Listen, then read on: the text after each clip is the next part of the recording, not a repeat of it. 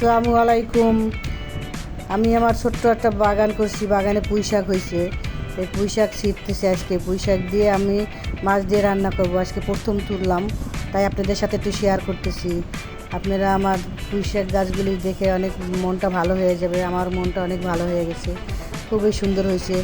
আমি বাজার থেকে গাছ কিনে এনে আমি এই ডাটা লাগাইছিলাম এখানে, তো এখন দেখেন কী সুন্দর হয়ে গেছে।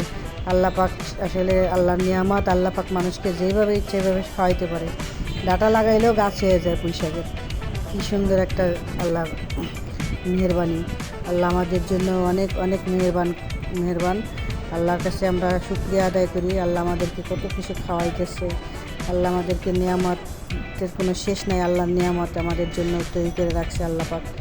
তাই আল্লাহর কাছে অনেক অনেক শুকরিয়া। আল্লাহ পাক আমাদেরকে এই শাক খাওয়াইছে। পুঁই শাকটা আমাদের শরীরের জন্য অনেক উপকার।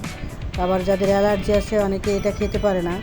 আমার একটু অ্যালার্জির প্রবলেম আছে, তারপরেও আমার খুবই ভালো লাগলো। নিজের হাতে নিজের গাছের থেকে শাক তুললাম। সেই শাক দিয়ে এখন মাছ দিয়ে রান্না করব। তাই আপনারাও আমার জন্য দোয়া করবেন, আমার ভিডিওতে শেয়ার, লাইক, কমেন্ট করবেন, আমার সাথে থাকবেন।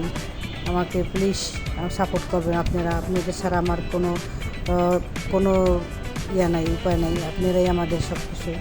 তাই আপনারা আমাকে আমার পেজে একটু সাপোর্ট করবেন, একটু ফলো করবেন আমার ইউটিউব চ্যানেল।